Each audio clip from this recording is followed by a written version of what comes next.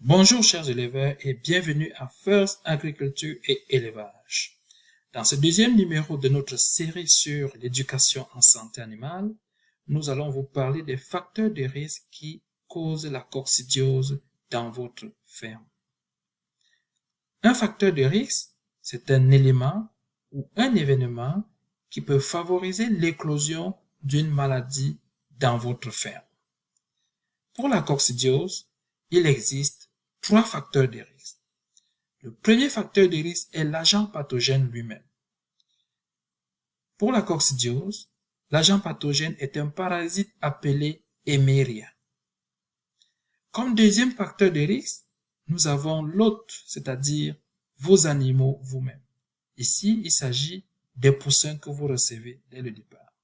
Si vos poussins ne sont pas de bonne qualité, il y a des risques qu'ils attrapent la coccidiose dans les semaines à venir. Troisième facteur de risque, c'est l'environnement, c'est-à-dire votre poulailler. Si vous ne gérez pas bien votre poulailler, il y a des risques que la coccidiose arrive dans votre ferme. Alors, nous allons commencer par le premier facteur de risque qui est le parasite, Eimeria. D'où provient Eimeria dans votre ferme? Nous avons d'abord les sources primaires, qui sont les poules malades et les poules non malades. Il faut savoir que les poules portent déjà dans leur intestin les zoochis de Eimeria. Les zoochis, en fait, ce sont des œufs de parasites. Donc, si vous m'entendez dire zoochis, sachez qu'il s'agit des œufs des parasites. Je ne vais pas dire œufs de Eimeria pour ne pas prêter confusion avec les œufs de la poule, donc je vais dire les zookistes. Donc, je disais, les poules portent déjà dans leur intestin des zookistes de Eimeria. Mais ces zookistes sont sous la forme non infectante, c'est-à-dire ces zookistes ne peuvent pas encore causer la maladie. Les poules, lorsqu'elles vont déféquer, c'est-à-dire que lorsqu'elles vont faire caca, elles vont libérer ces zookistes dans les matières fécales et ces zookistes vont arriver dans votre litière. Ces zookistes, lorsqu'ils sont libérés dans les matières fécales des poules, ils ne peuvent pas encore causer la maladie à d'autres poules. Puis, nous avons des sources secondaires qui sont généralement les équipements, les mangeoires, les abreuvoirs, la litière et des visites. Les zookistes qui vont se trouver, les zookistes d'Eimeria qui vont se trouver sur ces équipements sont des zookistes qui peuvent causer la maladie dans votre ferme. Alors, ici, nous avons le cycle évolutif de Eimeria. Sur cette partie, ça décrit ce qui se passe dans l'environnement, c'est-à-dire dans votre litière. Puis ici, c'est ce qui se passe dans l'intestin de la poule, dans la paroi intestinale de la poule, c'est-à-dire la paroi de l'intestin. Et ici, ça décrit ce qui se passe dans la lumière intestinale, c'est-à-dire dans le tuyau même de l'intestin. Tout commence dans l'environnement. Les poules vont libérer les zookistes de Eimeria dans votre litière, dans leur matière fécale. Et ça va se déposer sur votre litière. Ici, on appelle ça des zookistes non sporulés. Ce sont ces zookistes non sporulés qui ne sont pas infectants, c'est-à-dire ils ne peuvent pas causer la maladie tant qu'ils restent sous cette forme. Mais, lorsque les poules vont libérer les matières fécales, si votre litière est humide, ces zookistes non sporulés vont se transformer en zookistes sporulés et ces zookistes sporulés vont libérer ce qu'on appelle des sporozoïdes qui vont causer la maladie à vos poules. Je répète, les poules libèrent dans leur matière fécale des zookystes non sporulés. Ces zookystes non sporulés ne peuvent pas causer la maladie à vos poules, même si les poules les consomment.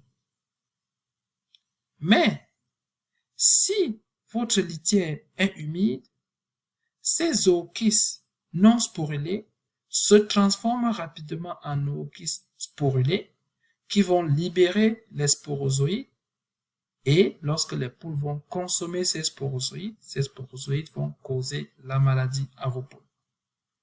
Donc, il faut comprendre ici que c'est l'humidité qui est la clé. C'est ça le facteur qui déclenche la multiplication, la transformation des zookystes non sporulés qui ne causent pas la maladie en zookystes sporulés qui vont causer la maladie. C'est la raison pour laquelle lorsque les poules vont déféquer dans les abreuvoirs, vous comprenez avec moi que lorsque les matières fécales arrivent dans les abreuvoirs, immédiatement ils sont humides. Donc, les zookystes qui se trouvent dans les matières fécales, qui tombent dans les abreuvoirs, vont rapidement se transformer en zookystes sporulés qui vont rester dans de l'eau. Et quand les poules vont boire de l'eau, les poules vont consommer des sporozoïdes qui vont causer la maladie. Lorsque les poules vont déféquer dans des mangeoires, et si le mangeoire est humide, les zookystes vont également se transformer en zookystes sporulés qui vont causer la maladie. Lorsque les poules vont ingérer maintenant les zookystes sporulés qui vont libérer les sporozoïdes. Les sporozoïdes arrivent dans l'intestin des poules. Les sporozoïdes vont pénétrer dans les cellules intestinales, généralement appelées des entérocytes. Les sporozoïdes pénètrent dans les cellules intestinales et se multiplient et vont former ce qu'on appelle des mérozoïtes. Ces mérozoïdes vont se multiplier, vont prendre du volume et vont faire éclater les cellules intestinales. C'est la raison pour laquelle les cellules intestinales ne seront plus capables d'absorber de l'eau, l'excès d'eau contenu dans les matières fécales. C'est la raison pour laquelle on aura une diarrhée liquide. Et aussi, vous aurez du sang dans les matières fécales. Pourquoi? Parce que ces mérozoïdes ont fait éclater les cellules de la paroi intestinale et ont causé une blessure, donc ça a libéré du sang. C'est la raison pour laquelle on dit, lorsque vous observez une diarrhée rouge contenant du sang, ce sont des signes que vos poules peuvent être atteintes de la coccidiose. Maintenant, lorsque ces mérozoïdes vont faire éclater les cellules intestinales, vont sortir, parmi ces mérozoïdes, on a des gamètes mâles et des gamètes femelles. Les gamètes mâles, ce sont des spermatozoïdes. Les gamètes femelles, ce sont des ovules. Donc, les gamètes mâles des Emeria vont féconder les gamètes femelles et tous deux vont former ce qu'on appelle un œuf. Ce n'est pas l'œuf de la poule, c'est l'œuf de Emeria. Et c'est cet œuf de Emeria qu'on appelle oocyste. Et ce sont ces zookystes qui vont être libérés dans les matières fécales dans votre litière. Et si votre litière est humide, le cycle continue tout simplement. Ainsi de suite, ainsi de suite. Donc il est important de comprendre que c'est l'humidité qui est la clé. Vous devez contrôler l'humidité de la litière. Évitez que les abreuvoirs coulent, tombent au sol et coulent. Évitez que votre poulailler suinte lorsqu'il pleut.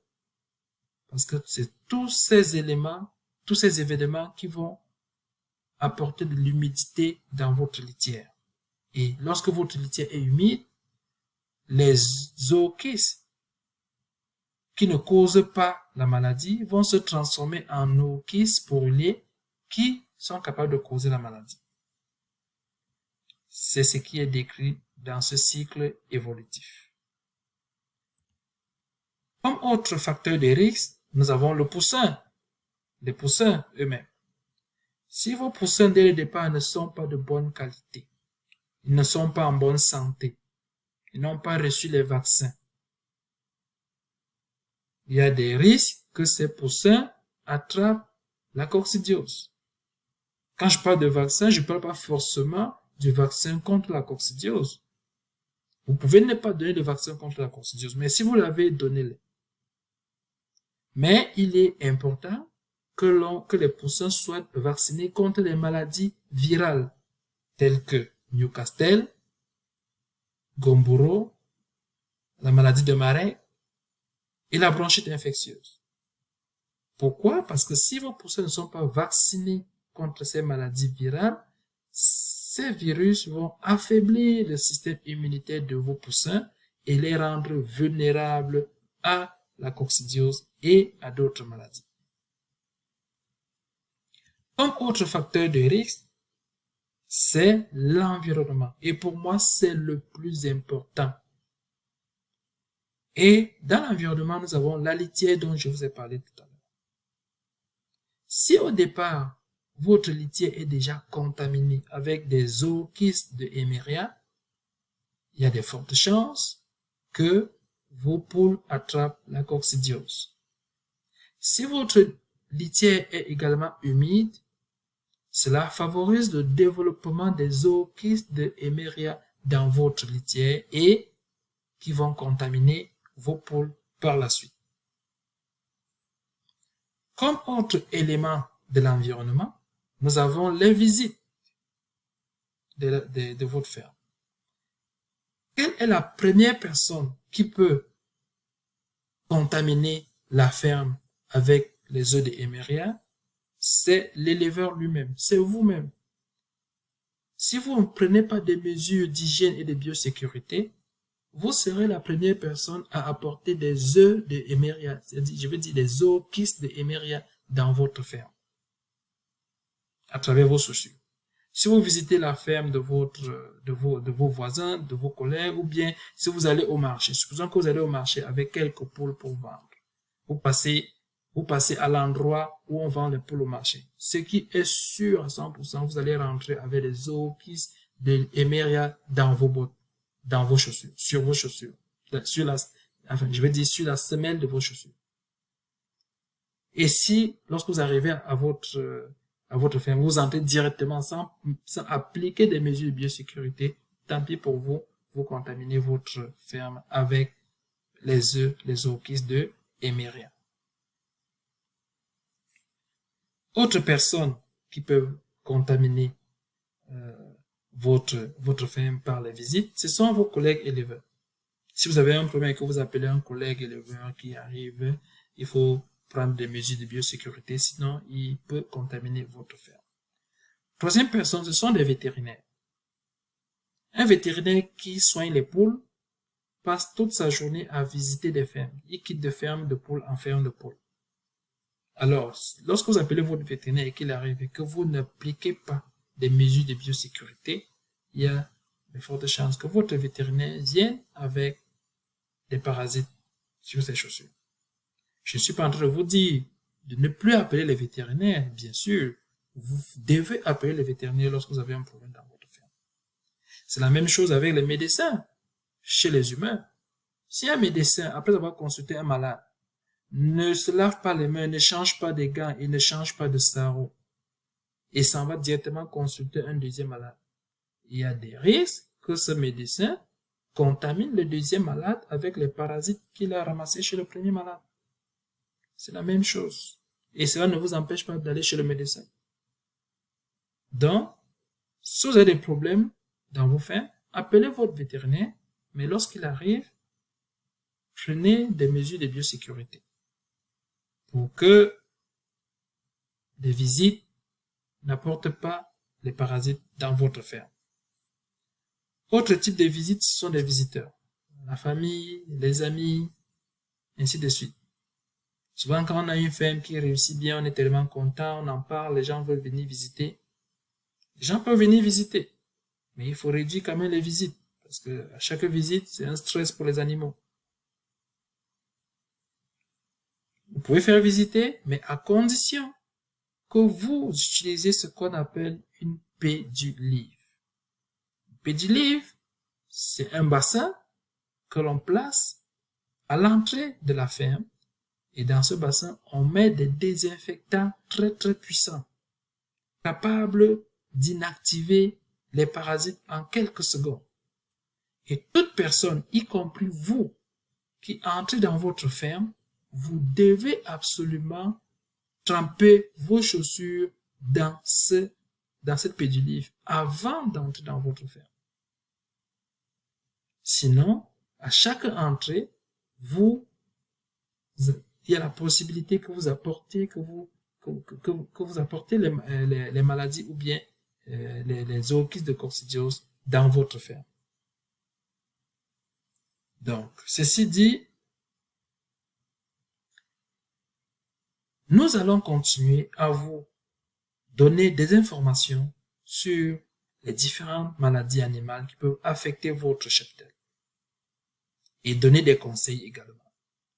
Pour ne rien manquer sur nos prochaines vidéos, vous pouvez vous abonner à notre page Facebook dont le lien se trouve en dessous de cette vidéo. Vous pouvez également vous abonner à notre chaîne YouTube. Merci, à la prochaine, bye bye.